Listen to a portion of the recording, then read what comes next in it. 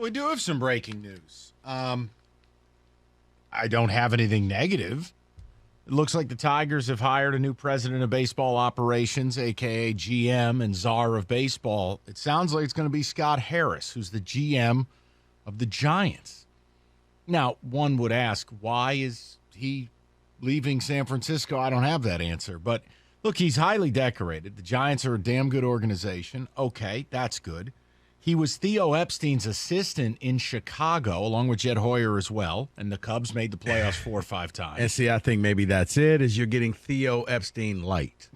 You're getting all the Theo, but no calories. Yeah. You don't have to pay the Theo money, but you get the Theo knowledge. Well, I did check. He did attend Columbia Business School. And so we have an Ivy League connect. And, at this point, he could still probably pick up the phone and say, hey, what do you think I should do here? I need to see why leave San Francisco for here? That's my only question, and it doesn't mean it's bad. Maybe they just bribed him and doubled his salary. I have no idea. I was about to say more power. Well, that's true. You're not just the GM, you're the president of baseball. And ops. Okay. And let's face it, this is one of those jobs. Sometimes you make the hire and you just say, here, help me. Just here. Here you go. Whatever you need. Get this man whatever he wants. Give him the district. We just here, have it. Look, man, I got all this land and I don't know what to do with it. We're just going to go ahead and throw that in for you. Maybe we get the Seattle light rail in the district. Right. That thing was great. Right. We get a toy train. We get the Q line. Yeah, we get a toy train. I'd just rather walk that one block. Don't worry. David, what's the initial feedback on Scott Harris? I mean, I've given you kind of the resume and what I know about the guy, and admittedly, it's not much. I mean, I wouldn't be able to pick him out of a crowd. I know where he's from and who he's worked with. What's the feedback here? Not really seeing much here. Oh, great. Jeff Passan just had a second tweet along with the announcement. Yeah, Jeff Passan is saying he's, one of the rising stars, future front office star. Okay. So, yeah, I think you're getting Theo light. Ready? Theo Automatic 2.0. upgrade over the last guy. Now, the question is, will he be allowed to just go out there and do the deals and do the things necessary? Because we've all seen presidents and GMs over teams, but you're handcuffed. Don't spend over this. Yeah, we're not going to do this. Don't worry about that. We're all about the ticket sale. Here's the other thing. It's going to be one of the first things asked, and I have to do some research. Does he have a connection to A.J. Hinch? That was going to be my question. I'm looking it up. I don't see one currently, but that doesn't mean there's one. I asked, why leave San Francisco, and I asked, does he know A.J. Hinch? This is where we've arrived at in baseball in this town. But look, alleged smart guy, worked for good organization in San Fran, worked for Theo, which I'm with Rico on this. Anyone who knows Theo, I'll take, because there's really no better baseball mind in the last 20 years of baseball than Theo Epstein. It can't be as bad as Avila. And Rico, you're right. I don't know. I mean, if I were him and you're offering me this job, yes, there'd have to be certain budgetary guidelines that you're going to adhere to as owner. Because I'm not begging for $4 million for me to go make a trade. I'm just going to go and do it. Right. Yeah, you just go ahead, and I think probably AJ had to be discussed in this. Do I got to hire a manager, or is he still my guy? Are we bringing him back? Is this okay? What about Harvey? Oh, you're kind of stuck with him. Yeah, exactly. All right, let's get to the people. You know what? I totally forgot. Here's how. I'm like, the Tigers are still playing. Okay. You reached that point. It's funny you say it. The update was playing at 3.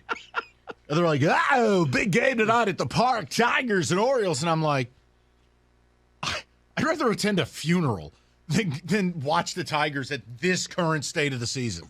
It's one of those things that when you hear like somebody die, like I thought they were dead already. Like Detroit isn't aware there's a team here. Signed Memorial Day. Holy hell. Wow. Are we good? Scott Harris. All right. Oh, wait. What else you want me to do with it? Let's get a full breakdown. I gave you the best I can give you. I know who he is. No. I mean, like I said, we got to wait to see. My thing is he allowed to open up the checkbook? Is he allowed to make decisions, baseball decisions, to make this team good so that they become one of the haves and not the have-nots. And the reason Rico said that, let me bring you back to the Austin Meadows deal where Avila just publicly thanked his owner for, checks notes, the $4 million that were necessary to bring Austin Meadows here. Right. That's how you knew you were in trouble. Yeah. Also, Rico has as many home runs as Austin Meadows. But he helped them win on opening day. I know. It's just crazy. I feel so bad for the kid between the vertigo and the Achilles tendon. Then he's working on himself. You're just like, oh, what a nightmare. Kid went from being a guy who come here at 25 home runs to I don't know when I'm going to see him again. You just see him and you just want to do the sign of the cross to him. Just please get healthy, get right, and we'll talk to you later. David, go ahead on the ticket text. What? Sign of the cross. No, I just, dude. You just like, bless you, son. Just got to get him together. You need this. Got to get him together physically and mentally and make sure he's right. I mean, it's terrible what's happened. To your point, Rico, people are loving the golf stuff. They say, I agree with Rico on Jared Goff. Keep him, but still draft a QB and let him sit and learn. Rookie QBs hardly ever make an impact. Steve from California. Guys, real quick.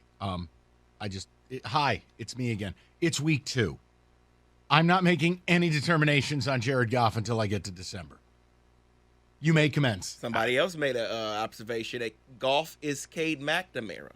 He could take you so far, but to get over the hump, we're going to need a next-level quarterback. Then you know what? If in Detroit, he takes you to win the North, and he gets you into the playoff, into the NFC Championship game, I don't know. I saw Kenny in his finest yesterday, I want you to know. It was after the game, and Kenny had fans. People were coming up to me saying, is that Kenny Kyle? He didn't believe me. The 2 bartenders were, is that Kenny Kyle? I didn't want to be all fanboy, but that was Kenny Kyle. I'm glad if it was anybody, it was the bartender. That means I'm doing it right, whatever it is that I'm doing. But no, if Jared Goff takes you to win the North, he's not going anywhere. There's going to be no second guessing. If he gets you over the hump, how many wins is it going to take you to win this division? 9 or 10. If he wins you 9 or 10 games, you think he's going anywhere? I don't. It's week 2. We're getting a little. We are on to Minnesota. No. It's week 2, but the thing that I've seen that's been consistent in both games, MSU has no secondary, is the amount of points that the Lions have scored. Their offense is a distinct problem for people. And he is the leader of that offense. He's a piece of it. No, Mike. He is the quarterback. He is the one, okay? He gets the ball to all of those guys. He is the one in the huddle. Yeah, we keep downplaying him, and I don't know why. What does this man have to do for people just to say, you know what? He is the quarterback. I need to see a lot more wins. Okay. And I need time. Because I got a feeling he gets to 8 games. Well, I need to see 12. I need to see the full season. No. You know what? He needs to do it again next year. No, all right. Listen, take it easy. David, go ahead, and then we'll get more to calls. Oh, man, this is a personal one that hits me. King Cass game on Friday night looked like it had more fans than the Tigers game going at the same time. UCLA, South Alabama had more fans than the Tigers game. Did anyone see the Rose Bowl? Mm-hmm. I did. What? Troy Aikman's not happy about that. What? I mean, they literally could just be like, you know what? Just come get whatever you want at the concessions. You know what? You could park your grill right in the stadium and just cook because there's nobody there. No, nothing. I don't know. What has happened there? I'm not saying they would ever sell it out, but they used to get 40 or 50,000 people. What has happened Mike, there? it's a bad football team going up against the sun and ocean.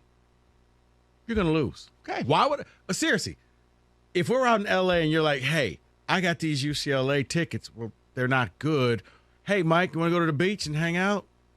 Okay, let's go to the beach. Well, when you put it like that. All right, let's go over to Mike. He's out in Ann Arbor. Mike, what's going on, man? Hey, Mike. I called last Monday when you were having a bit of a, worst week meltdown and said I would call back after this week no matter what happens because this still looks like a 7-win team, which I think is a big progress. That's what I see them as.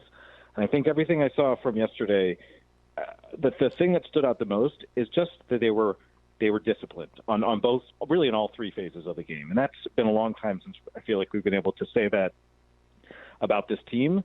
And even with Goff, if he could hit those deep balls, it would be a game changer for them, to take it to a whole new level.